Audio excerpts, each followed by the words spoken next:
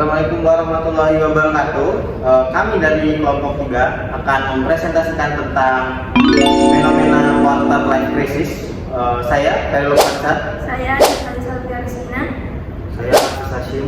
Saya Claudia. Saya Claudia. Kita akan coba untuk membedah fenomena quarter life crisis. Apa sih quarter life crisis dan bagaimana cara menghadapi quarter life crisis di usia 20-an? Yang pertama, latar belakang. Quarter life crisis sering menjadi bahan pembicaraan khalayak, terutama di media sosial. Krisis ini dipicu oleh ketimpangan antara tuntutan perkembangan masa dewasa untuk menjadi mandiri secara mental, finansial, maupun karir dengan kemampuan yang dimiliki individu untuk mengatasinya. Bagi sebagian orang, quarter life crisis menjadi peristiwa yang nyata dan penuh tantangan.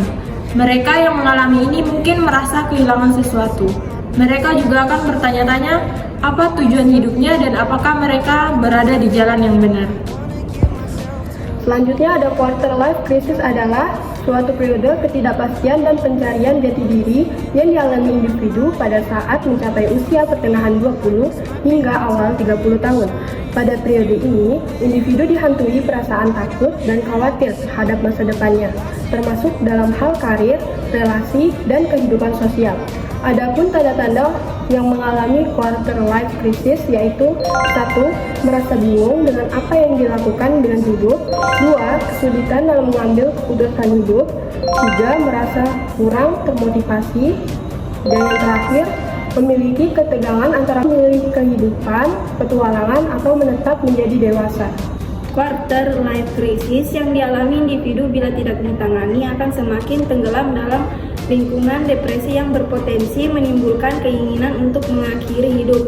Gejala yang sering dikenali untuk krisis ini antara lain insomnia, kelebihan tidur, hilangnya semangat harapan dan ketertarikan, emosi tidak stabil, merasa sedih, menjauhkan diri, cemas, sering murung, merasa tidak berharga, hingga hilangnya hal yang disukai.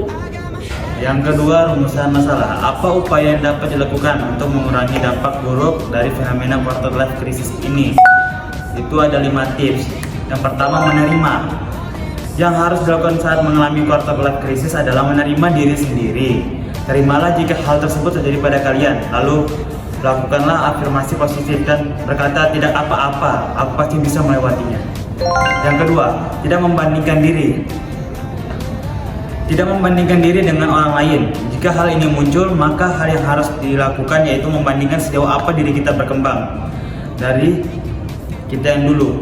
Dan yang ketiga, menjauhkan diri dari dampak negatif. Menjauhkan diri dari dampak negatif maksudnya gini, hindari pergaulan yang kurang baik bagi diri sendiri. Jika terjerumus dalam pergaulan yang kurang baik, kita berisiko merugikan dan merusak ketenangan pikiran kita. Yang keempat, bersyukur. Ini adalah hal yang paling penting bagi manusia beragama ini kita. Bersyukur adalah hal yang mudah sekaligus sulit untuk dilakukan. Namun setidaknya ucapkanlah syukur pada hal-hal kecil. Kebiasaan bersyukur baik untuk mencapai ketenangan batin. Dan yang terakhir, kelima, hiduplah di masa sekarang. Jangan lupa untuk menyadarkan diri agar hidup untuk di masa sekarang. Apa yang terjadi di masa lalu tidak dapat diubah, namun apa yang ada di masa depan bisa tergantung pada apa yang kita lakukan hari ini. Cukup sekian dari kelompok kami. Wassalamualaikum warahmatullahi wabarakatuh.